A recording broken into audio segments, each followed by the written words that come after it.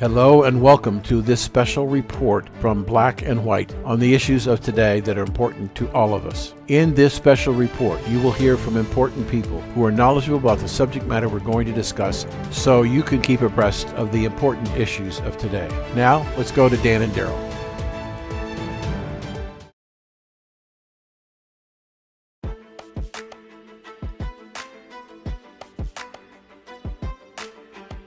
This is Dan Perkins, co-host of Black and White, and I want to tell you about a new service we are offering our listeners who have seen their freedom of speech taken away. We want to give it back to you. Join the conversation again by stepping on the American soapbox and tell America what you think about the issues that are confronting America. Join the conversation. It's free. Go to blackandwhites.us/America's Soapbox. The rules are simple. Not longer than 3 minutes, no attacks, racial or others, on other people, and no uncivilized language. Think about what is bothering you.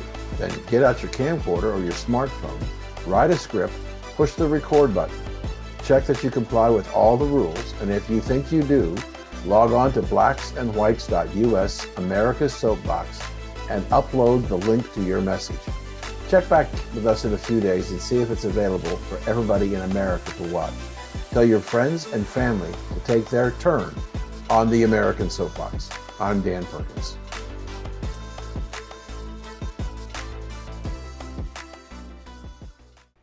Welcome back, Blacks and White Special Report. I'm going to introduce to you a person that we've had an opportunity to interview several times, and her name is Heidi St. John. And it's the first time we've done her on video, and we'll hope everything works out. So we're going to talk about the issues that she's facing trying to win the nomination for the Republican Party to go against somebody else to win the seat in the, I believe it's the 3rd district. Is that correct? Yes, that's right. Okay. So Heidi, welcome back to the show. Hey, thanks for having us. Nice to see you. I'm usually just talking on the radio, so this is great. Isn't video wonderful? It's really good. It changes the dynamic quite a bit. I like it. Okay, so let's just talk a little bit about what you are trying to accomplish in running for the Republican nomination for the seat. What do you want to accomplish? Well, I think we need to have stronger voices. You know, as you guys and we've discussed on your radio show previously to this, this country is committing suicide by Democrat right now.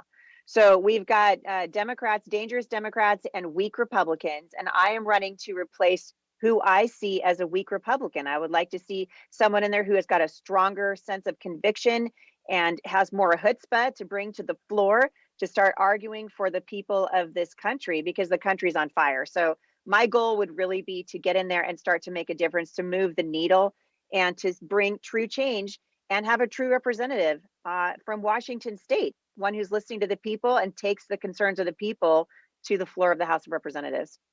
So Heidi, you want to represent the people in the 3rd district, but you and I have talked, along with Daryl, on previous interviews with you, that it's no longer local politics. Mm-hmm.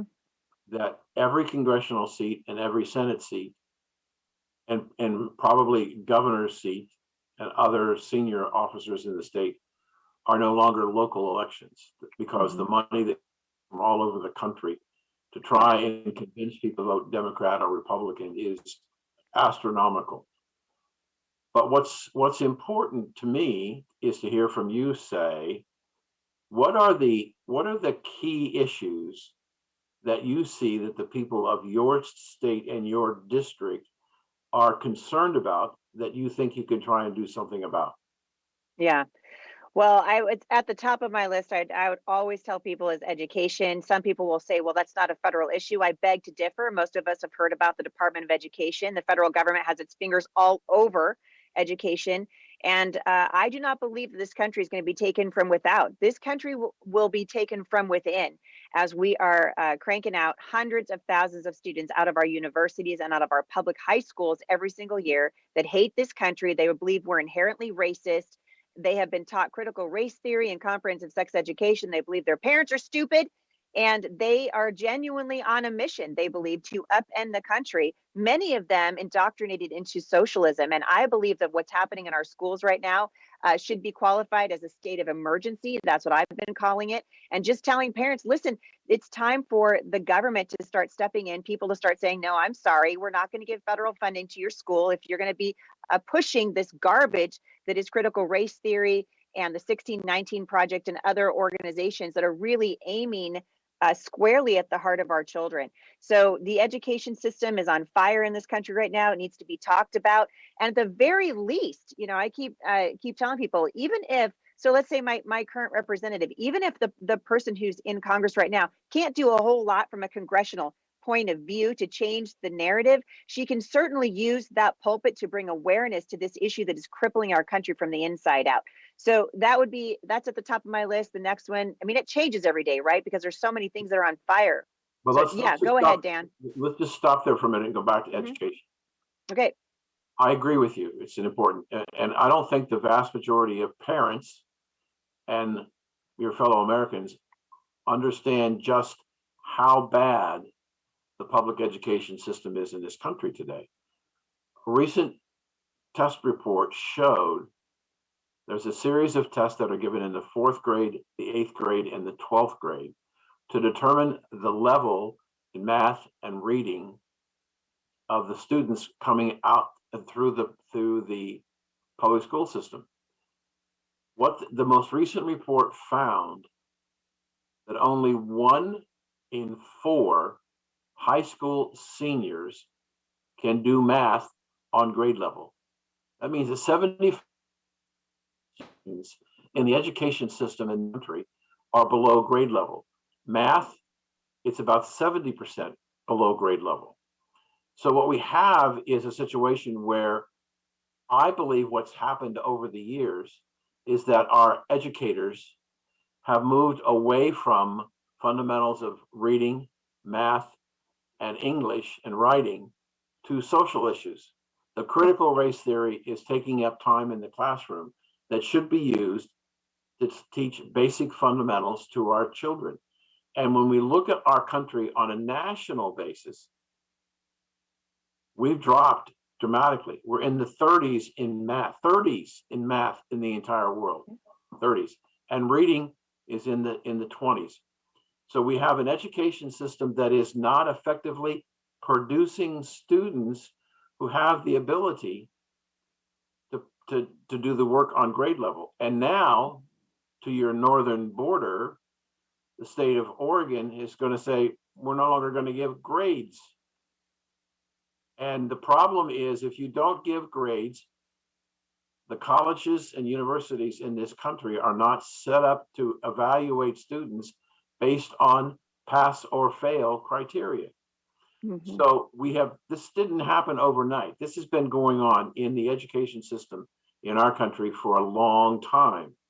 And I believe, Heidi, that the pandemic, which caused millions of students to have to go through distance learning, parents began to realize what was going on in the classroom, and they're absolutely outraged. And the teachers don't understand how they lost control. They lost control because they're not producing a productive product. So I agree with you. Education is foremost, but we have to talk about education in the depth and breadth of how it's failed, not just this generation, but it's failed many children over the last 40 years. And we have to move away from all the esoteric stuff and back to the basic fundamentals of reading, writing, and arithmetic. Yeah, well, you're absolutely right. And what's happened is we've replaced teachers with activists. That's really the problem. That is the root. If you take it all the way down to the root, that's the problem. If you look at what the National Educators Association is doing, you can, and there are some wonderful teachers, But there have been progressive and socialist, and even in some cases communist. We just saw this on the news the other day. Teachers who have gotten into the school system and they're not interested in teaching our kids reading, writing, and arithmetic. They don't care if our kids can compete on the world stage or not. They don't care if America remains an exceptional nation. What they do care about is indoctrinating our children to believe that this country is inherently racist and that communism was actually a good idea. They're not studying American history anymore. They've replaced that with activism. And to your point, what happened in Oregon, to me, it's worse than grades. Okay, so I am a homeschool mom. I'm looking for proficiency in my children. So I'm less concerned with a grade, because if they're proficient in something, their grades are gonna follow that. The state of Oregon just said that students who graduate their high schools do not have to be proficient in reading, writing, or math. That should alarm every parent in the state of Oregon to say, oh my word. So in Washington state, for example, every student gets $17,000 a year. Well, I'll tell you what, I had 7 children. If you gave me $17,000 per year for each of those kids for every year that I was training them, we'd be flying to France and learning French. We would be, you'd be hiring the best teachers doing that. And that's not what's happening in our public schools. That money is going to social indoctrination. That money is going to projects like the 1619 Project and critical race theory. The money is not being spent to further the education of our students in the things that they need to be successful in life. What it's doing is it's flipping the narrative in this nation on its head. And they have been doing this for many years. And you're absolutely right about COVID. Maybe the one silver lining, if you will, of COVID is that the curtain on the public school system has really been pulled back. And so someone like me, I've been watching this for a long time, but there are a lot of parents who now are looking at this with absolute disgust and alarm and saying, oh my goodness, my child's online class in the classroom today, they said that parents weren't allowed to listen in. That's alarming. And you're starting to see revolt in the school boards. We have allowed, partly because we didn't understand, and partly because, let's face it, we're lazy. You know, we've given our children to the school system. We Right. drop them off there 5 days a week, and we assume that those teachers have our best interest at heart and they share our values. Or if they don't share our values, they're at least not going to butt heads with the parents behind the parents' backs. But that's exactly what's been happening. And so we've ceded this territory to the radical left. Education is important. It matters because these are tomorrow's teachers. These are tomorrow's lawmakers, tomorrow's judges, tomorrow's doctors, tomorrow's nurses, tomorrow's parents. And the education system is on its head. And so we need to be able to remove politics from education, be able to teach American history as it actually happened, not this revisionist garbage that's coming down from the New York Times, and start talking to parents about what they want, which brings you to school freedom. And I would say that's a conversation that's been needed to be had for decades in this country. It's absolutely time when a parent realizes that the school is teaching things that are contrary to that family's belief system, or anti-American, or whatever, or racist, whatever it may be. The parent should have the freedom to go to that school superintendent or to the principal and say, hey, thanks for playing. I have a lovely parting gift for you. It's called me withdrawing my child, and the money should follow the child. That Right. is a conversation that needs to be had at the highest levels of government in the land, and at the local level, even more important. So we've got a huge problem and it needs to be addressed.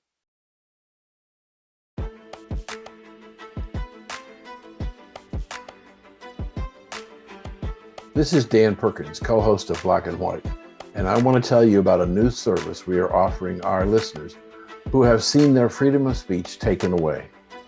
We want to give it back to you.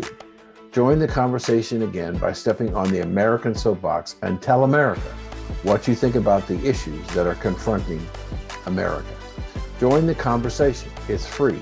Go to blackandwhites.us/America's Soapbox.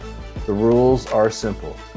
Not longer than 3 minutes, no attacks, racial or others, on other people, and no uncivilized language. Think about what is bothering you. Then get out your camcorder or your smartphone, write a script, push the record button. Check that you comply with all the rules, and if you think you do, log on to blacksandwhites.us/America's Soapbox and upload the link to your message. Check back with us in a few days and see if it's available for everybody in America to watch. Tell your friends and family to take their turn on the American Soapbox. I'm Dan Perkins.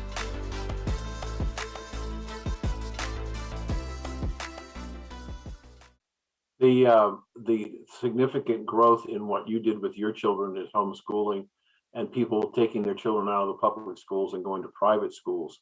I've never seen the growth at the level it is going on right now, that the people are walking away from the public schools. Sometimes I get very frustrated, Heidi, because I just don't understand how people think the way they do. How a teacher could stand up in front of a classroom of children and tell them that their parents are racist, Mhm. that their Yeah, parents are racist, and not expect that to do some kind of damage to the child and the relationship between the child and the parent. But they apparently don't care. I mean, I saw Randy Weingard, who is the president of the American Federation of Teachers, say at their convention this past summer, "We believe in teaching the truth." But my concern is they don't know what the truth is. They yeah. know what they think the truth is, but they don't really know. And the parents. So this is a story that I think continues all the way to the midterms and beyond, as more and more parents understand how the behavior of their has been affected by what they've been taught in school for years. Now Yeah. you're also against critical race theory. Why? Absolutely. Because it's racist at its core. Martin Luther King's rolling in his grave every time he hears somebody mention CRT. CRT was really born in the universities. It comes out of something called critical theory. This is just another aspect of critical theory. Critical race theory, born in the universities in 1989. That makes it 32 years old. This is a cancer whose worldview believes that you are inherently racist, Dan, and that you can't help it. It's just the color of your skin. So critical race theory would tell you that you're inherently racist. There's nothing you can do about it. And so we're going to have to dismantle the entire country and do things differently in order to right the wrongs. And it was wrong. Slavery was wrong. And the United States has done everything more than any other nation to correct that injustice. We are the most amazing melting pot on the face of the earth, or we have been in the past. And this cancer that started in the university, it says now metastasized, and it is in our high schools, our public high schools, and it is in our elementary schools, all the way down to kindergarten. And parents who don't think it's there don't understand what these people are trying to do. And I think it's very important that we're honest about where this is coming from. This wasn't a surprise. This is the slow march through the institutions that we read about in The Naked Communist and other works where authors have been warning about this forever. They know that if they can control the education and control the education system, that these children will become radicalized. Here's a perfect example. So we saw a couple of weeks ago the ridiculous United States State Department. These completely uneducated people who apparently don't understand how the world works tried to talk to the Taliban about inclusivity. So they're going to talk to the Taliban and say, hey, we just really want to encourage you guys to be inclusive. Apparently, they didn't get the memo that the Taliban throws homosexuals off of the tops of buildings. So they're really talking to the wrong people. And they want the Taliban to start including transgenderism in their inclusivity. But what they don't understand is these kids have been indoctrinated since they could walk into the ideology that is the Taliban, to their treatment of women. We're watching them now shooting pregnant women out in the streets.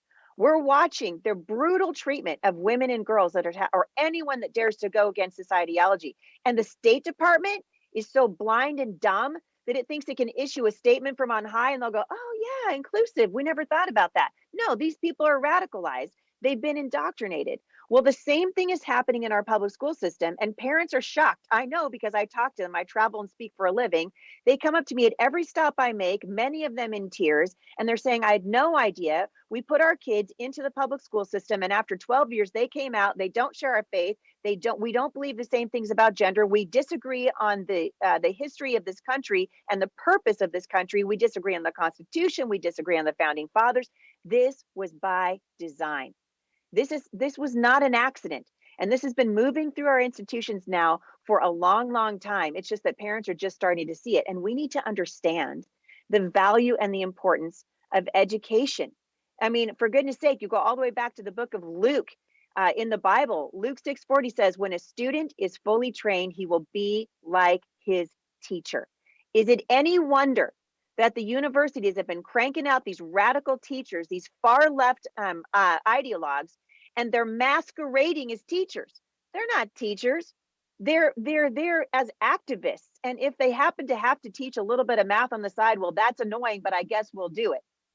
And that's how they see it. And parents need to understand what they're up against. The threat is real and it's here now. And we're going to have to stem the bleeding. And the only way we can do that is by having a national conversation about what we want coming out of these systems.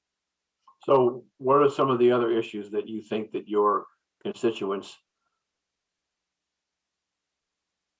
Oh, I'm honestly, the issue of, if you'd asked me a year ago, I'd had a different list.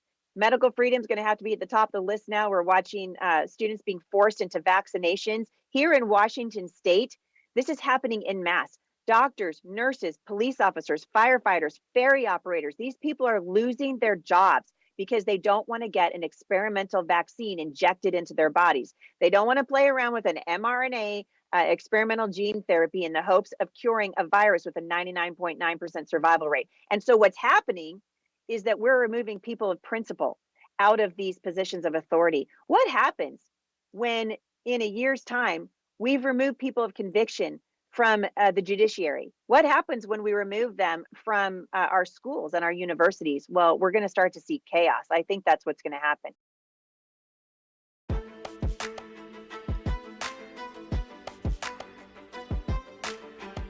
This is Dan Perkins, co-host of Black and White, and I want to tell you about a new service we are offering our listeners who have seen their freedom of speech taken away.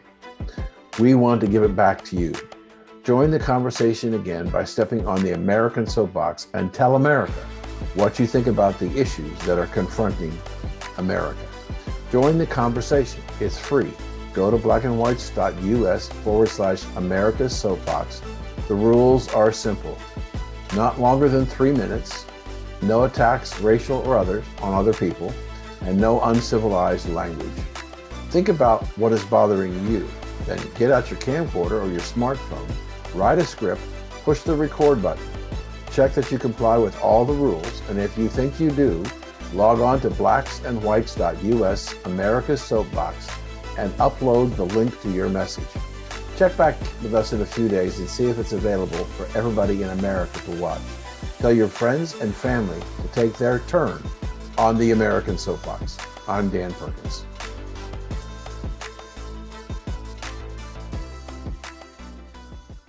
I want to go to Daryl. Okay.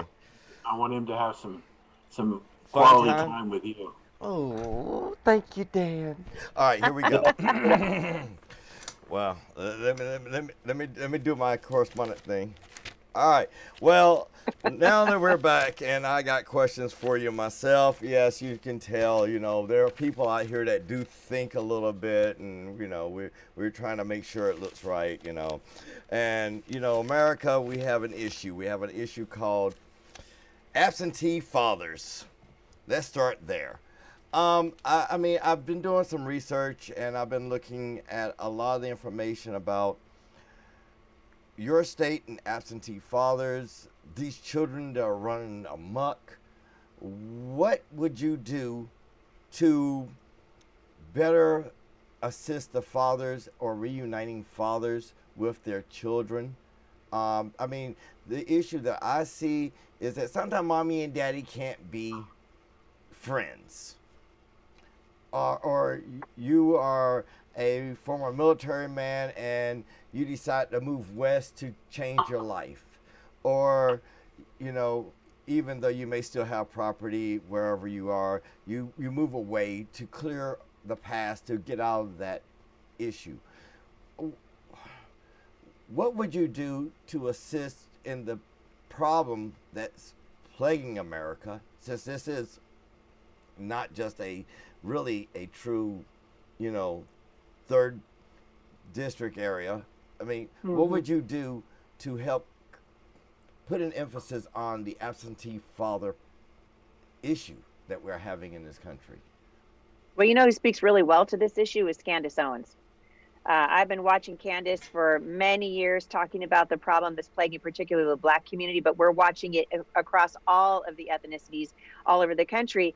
And I think part of the problem, and let's be honest about this, is the government has been meddling, right? It's not the government's job to make sure that men are good fathers and good husbands and good providers. That is the job of the parents before them, their communities, their churches. But what we're watching is the government taking an increasing role in the lives. And this is the government having really no moral foundation, right? The government's job is to protect the life and the liberty of the people that it is purported to represent.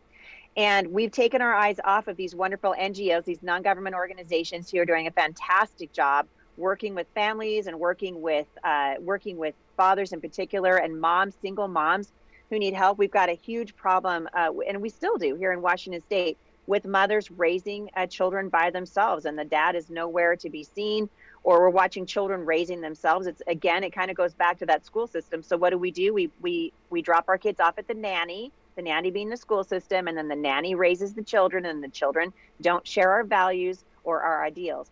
It has to go back to these communities, partnering again with each other. And if the government's going to help, I think the government can vet some of these awesome organizations and start giving them a little bit of love and a little bit of support. But instead, the government's like, hey, let me send you a check. Here, you can get on this welfare program, and here, try this and try that. The homelessness issue it's a perfect idea. Government gets in and meddles it. It's worse than it was before. So I would like to see us go back. It's an old-fashioned idea, but it used to be that communities held each other accountable. It used to be that we supported the local church, that we were very involved as communities in supporting each other. And so it's a multifaceted problem. I mean, you can to say, oh, let's talk about the problem of fathers not being there for their children. This goes back generations when we started deciding that's not really that important.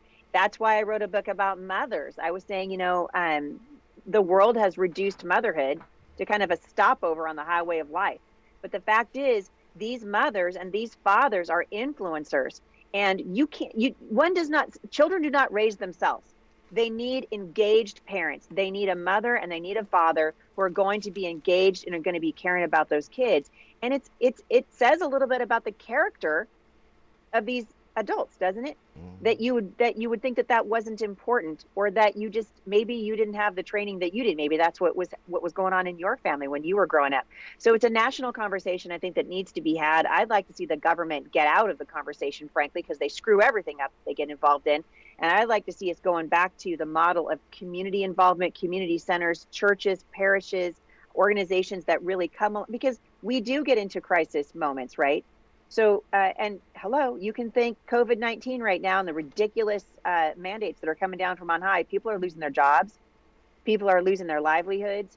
You're going to see more and more and more discouragement in families as fathers feel like they can't support their families and provide for their families anymore. That's the stuff you can lay at the feet of the government. Everything else needs to start shifting back to the family and the importance of the family. The family is the building block for the culture. Is it any wonder that Planned Parenthood and so many of these organizations are taking direct aim at the nuclear family? These are, you destroy the nuclear family and you get cultural chaos. Well, that's what we have right now, is cultural chaos. And so I don't think it's I don't think the government can fix it. I don't think the government can solve it. I think we need to start putting attention more on the NGOs who are actually doing the work of building up families and helping fathers become good fathers and not absent fathers. It's a complicated issue, Daryl. That was a loaded question. Yeah, it's kind of loaded, but I got a better one for you. No, I gotta jump in here. Oh, shoot. I've got to change the direction of the discussion. I want to move back to the 3rd district. Okay. As a candidate, give us your perspective of what kind of person, what are the qualifications, what person should be running against you in the 3rd district? You cut out. Can you do the question one more time? I'd be happy to. I want to move back to the 3rd district. I want to move to the local politics. So we're still talking about the people of your district. What is it that they want in a candidate? What are the values? What is the history? What do you think are the things that should be important to the people in your district in considering who should be the nominee for the Republican Party? That's a great question. I think the first thing that the people want is someone who actually knows the issues of the district, someone who's lived here and actually done something, a demonstrated track record of leadership, someone who's already demonstrated that they care about the people of the 3rd Congressional District, that they have roots there. You know, part of one of our issues that we have, and we see this all over the nation right now, is we elect people to go to Washington, D.C., and then they go there and they become assimilated by the swamp and they never come home. Or when they do come home, Nancy Pelosi is a great example. San Francisco, which she hails from there, is a nightmare. She stopped caring about the people that lived there a long, long time ago, and yet she's supposed to be representing them. And so to me, I think we should be looking for leaders who are saying to the people, I want to actually come home. I don't want to live in Washington, D.C. I want to do town halls. I want to be intimately involved with how the decisions that I make on your behalf are affecting you. The people here feel like they don't have a voice. And I think we can hear this all over the country. You know, we see these talking heads on the news, and we see these politicians who leave their areas and they just never come home. And the people are like, well, I voted for you, but then that was the last time I heard from you until I got a fundraising letter. And so to me, that'd be the first thing. Also, I think we've got huge issues as it relates. Each district here is a little bit different. So the issues that are facing Klickitat County, very different from Lewis County. Lewis County is struggling with infrastructure and internet. If you go out in the gorge, those guys are being absolutely gutted by environmentalists. The gorge up and down the Columbia River, some of the most beautiful territory in the whole wide world. And you'll watch as people who have lived on their properties for 100 years are being told your water rights are being taken away from you now. You can't water your crops anymore. You can't harvest the timber off your own property, or the environmentalists are going to scream foul. We care more about pigeons in this part of the country than we do about people. And that needs to stop. And so there are a lot of issues that are facing the people of this congressional district that the rest of the country may not hear about because they're unique to the people here. And that takes me back to, I think that whoever runs for the seat needs to be intimately acquainted with and have lived here for a long time. I opened 3 businesses here. My husband and I run a very large and successful homeschool resource center. We're helping parents with real solutions, not just talking about stuff on Facebook, not just opining about things, but actually coming up with solutions that are making a difference. This time last year, we had 400 registrations. We just capped it at right around 1,300 because the parents here realize that they need help. That is what I love to do. I love to sit down with people, say, let's talk about what the problem is and see what solutions we can come up with to actually change the quality of life for the people here and to have them feel like they're not alone anymore. You know, one of the things I've been saying out on the campaign trail is help is on the way. Help is on the way. I want to help the people in Washington State the same way I've been helping parents here for 17 years.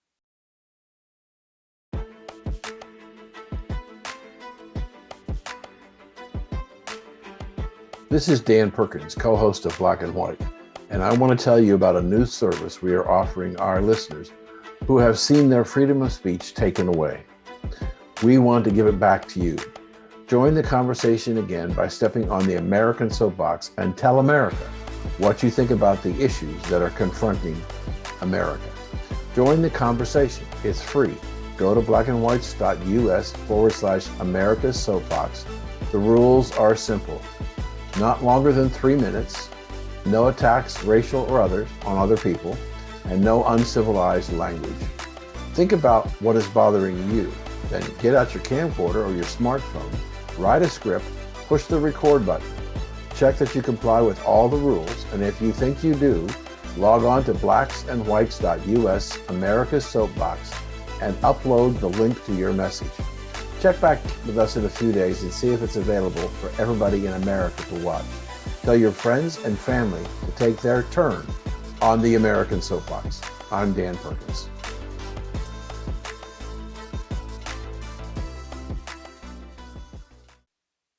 Well, I'm going to tell you a quick story about where I live in Florida. We had a gentleman who was a native of the Washington, D.C. suburbs in Virginia. And he came down to Florida in the northern part of the state and ran for Congress. Lost. He went down to the southeastern part of the state to run for Congress in another district, and he lost. And then he went back, he came to my side of the state, the west side of the state, and ran and lost. He lost because the voters in Florida saw him as an opportunist who was coming into the state.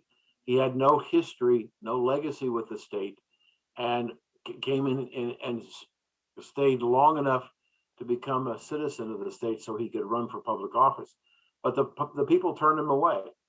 And, you know, the idea that, as you and I talked some time ago, that the elections today are no longer local.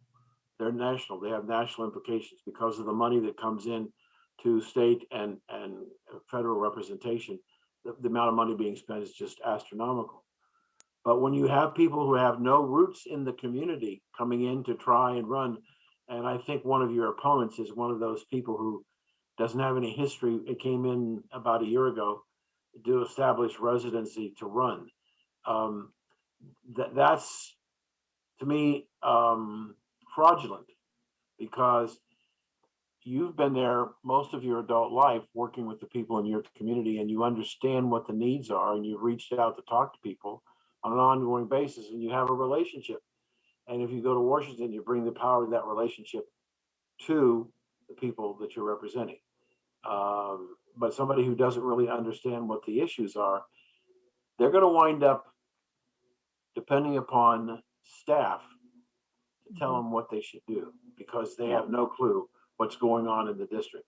So it seems to me that one of the most important things are, does the person that I'm thinking about who's running for the congressional seat in the 3rd district, does he have any roots in the community? If they don't, you shouldn't be giving them serious consideration. Would you agree with that? Oh, yeah. Oh, yeah. We see this happening all over the United States right now. Basically, people who are being sometimes chosen to run, people are moving into a district to run. And really, it's doing great harm to the people, because the idea was that we send a representative, someone who's truly invested and who cares about the people and wants to come home. My grandkids are being raised here. So you can bet your bottom dollar that what happens in Washington State's 3rd congressional district is going to matter to me. And I'm very protective of the people here. And we should want that. So, and you can have, I mean, it goes back to keeping people accountable, to saying, why are we running in the first place? The run should be always happen because I care about these people. I want to run to be a voice for them so I can take their concerns to the floor of the House of Representatives.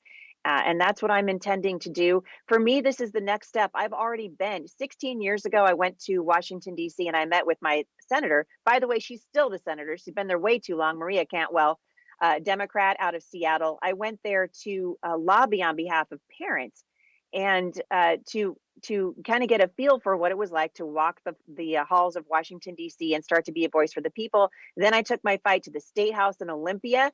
This is the next progression for me. This is the first time I've actually run for elected office. Before that, I've just been learning what the issues are and learning how to articulate them to legislators. Now I want to be a legislator. I think I have a much better handle on the issues than I did even 5 years ago. And my kids are mostly grown, which is, hello, that's important. I've been raising 7 kids for a long time. My kids are mostly grown. I have the support of the family. And so now we're going to move that message. For me, this is the next step in a progression of things that I have been wanting to do for the state for a long time. And I think it's important. Daryl, you got it. All right. Well, I was thinking about something from the beginning of this conversation. I mean, people are weary of politicians. They believe that most politicians lack the education. Then the people that are within the state, they lack the trust of the politician. Then they think their politicians, their credibility, well, that's a problem. And then their faith, the politician's faith. When I see you and I'm listening to you, you talk on the topics of education, trust, accountability, and faith. You have no fear of those 4 biggies that every voter looks for when it comes to someone that represents them. Can you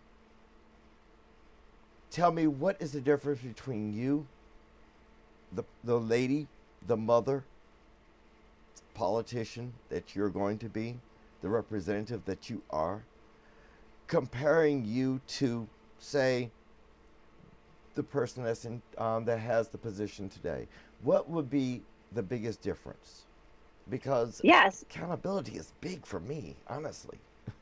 Yeah, that's a great question. Honestly, I voted for her for 10 years. I'm the girl who put her bumper sticker on my car. She was homeschooled for a while, and I've watched her. My biggest frustration is that she has become increasingly, I would say, more of a moderate, less of a true conservative. She voted against the wall. She was a never Trumper. There are several things that she has done recently that I have been frustrated with in the last probably 3 or 4 years. And so I voted for her because there was nobody better that I thought was running against her. But one of my biggest concerns, and this has sort of been my message out on the road, is she's not accountable to the people here. And so she needs to come home. And frankly, she's been there for 10 years. I'd like to see her come home, put her roots back down in the community here, get to know the people again. And if she wants to go back in a few years after that, fine, run again. But it's time to come home, get reconnected. She very rarely is seen here. She's not doing town halls. And it goes back to what I was saying before. The people feel like they're not being heard. And the whole point of a representative is to listen to the people, to be engaged with the people. And Jamie Herrera Butler, the people feel abandoned by her. And I think she's getting that message right now loud and clear. And so my message to Jamie, and I would thank her. She did for many, many things. She did a good job. But I think she's been there too long. I think it's time for a fresh voice in Washington State. I think they're looking for someone who is less of a wallflower and more of a warrior. And that is more my personality and my desire. What's happening to our nation right now? Our country is on fire. It's absolutely on fire. And we need to have someone there who's willing to take up these difficult issues and do it in such a way that it moves the needle, that people begin to listen. And so I intend on having a lot of town halls. I actually love talking to people and love coming up with solutions. And I want to hear from the people here so that I can help them figure out, okay, what are the solutions that you guys would like me to put forward, and then bring those solutions to Congress. We've got issues here with bridges. We've got issues with infrastructure. We've got issues in the forestry and in the wildlife community. We have wonderful, I mean, you guys probably not too familiar with the Pacific Northwest, but we have some of the best fishing in the whole nation here. And it's a beautiful place to live. And these people are suffering. They're struggling. And so I want to take those concerns that they have and come up with solutions. And I think that's where Jamie has really fallen down on the job. It's almost like she forgot that her job is to represent the people here. And instead, she's been speaking for herself. And we saw that in no better place than when she voted to impeach the president. If she had listened to the voice of the people here, she would have known very, very quickly that was not what we wanted her to do. She did not represent the people here. And I think as of that fact that she did that, she then became very, very vulnerable politically. And I've been saying for a long time, I think she's been politically mortally wounded. And so I am running to replace her with a voice that will really speak for the people.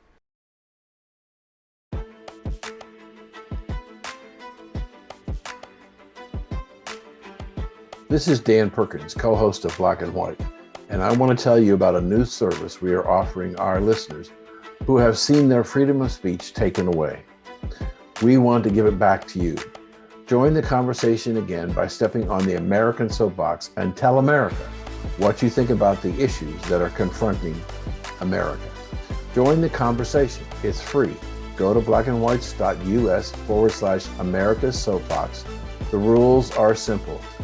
Not longer than 3 minutes, no attacks, racial or others, on other people, and no uncivilized language. Think about what is bothering you. Then get out your camcorder or your smartphone, write a script, push the record button.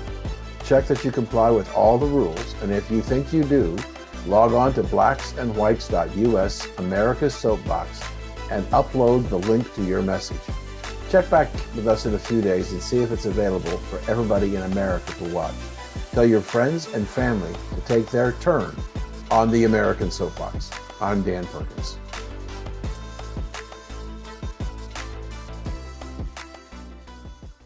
Heidi, you know something, if I was in your state, you almost got me 100% convinced to vote for you. I was feeling like I was sitting there listening to, the campaign speeches.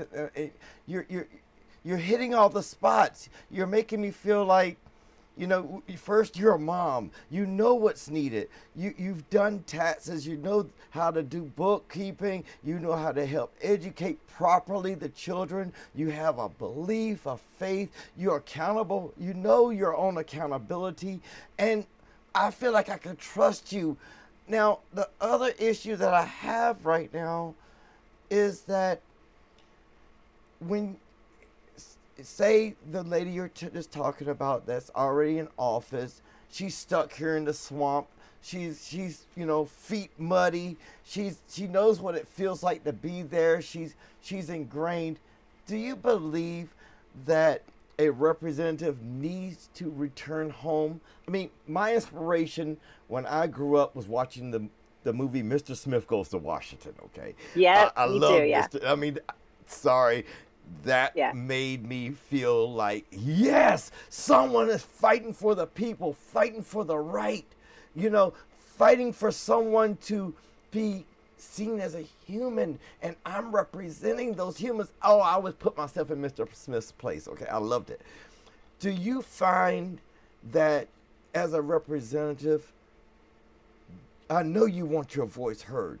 I know that you feel that being a mom in America, you can bring a lot to your district.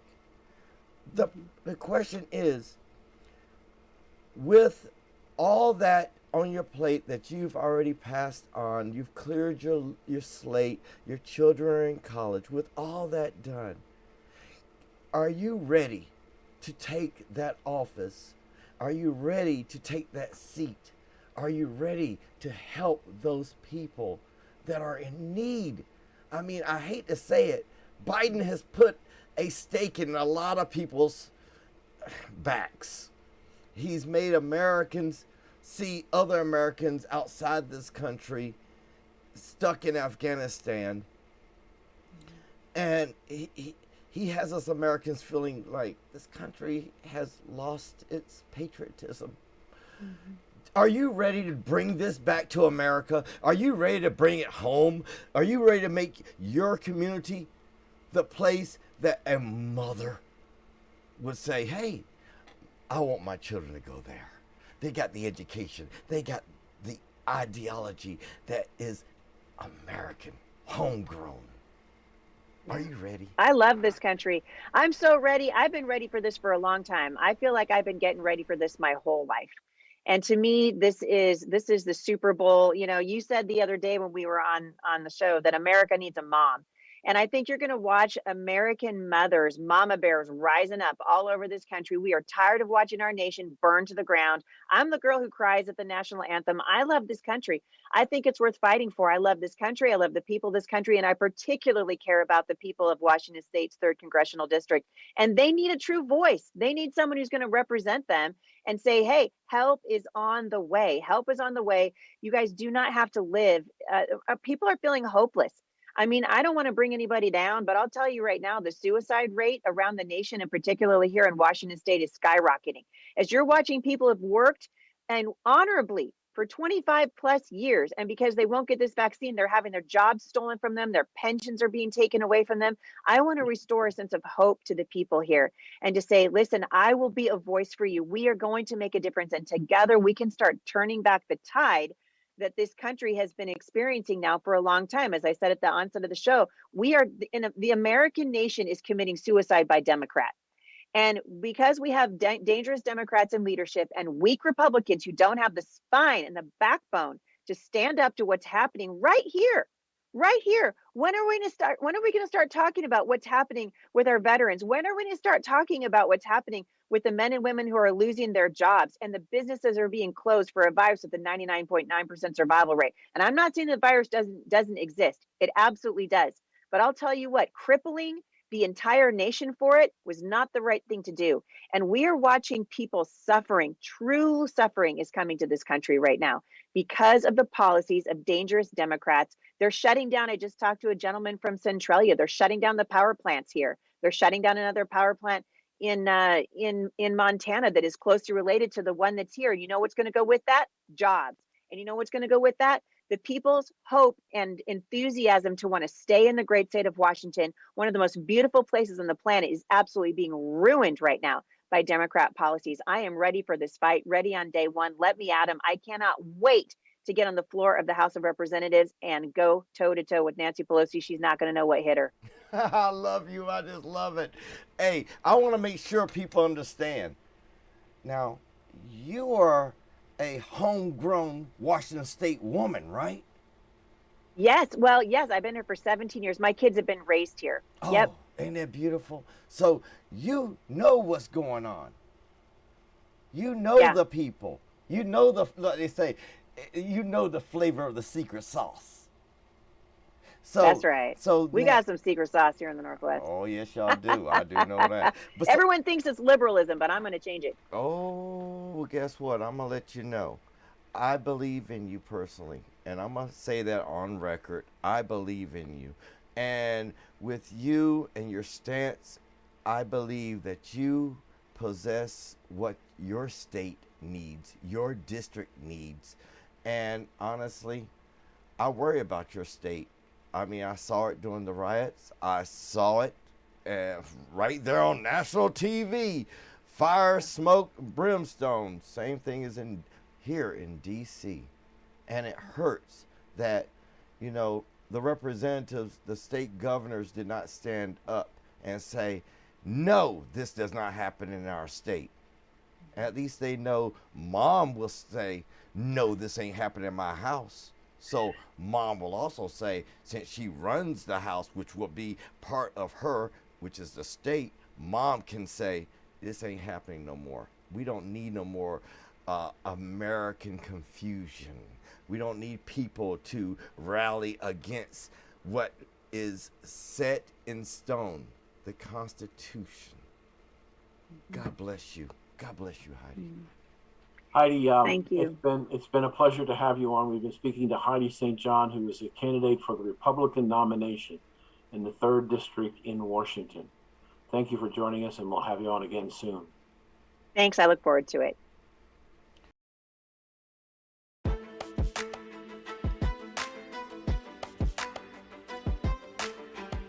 This is Dan Perkins, co-host of Black and White, and I want to tell you about a new service we are offering our listeners who have seen their freedom of speech taken away.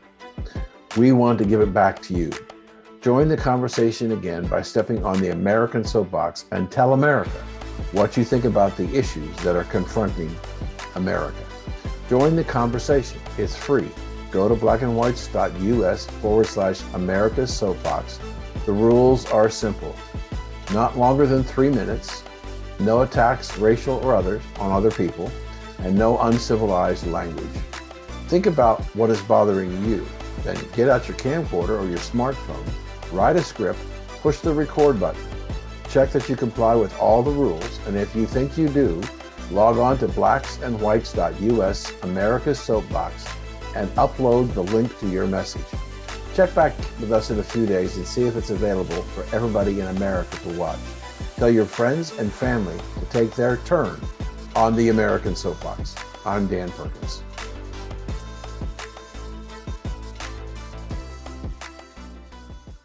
Thank you for joining us today for the special report from Black and White. If you missed any of this show, go to blacksandwhites.us, click on the archive section, and you can hear this show and many others. Thanks for joining us on Black and White, where America speaks.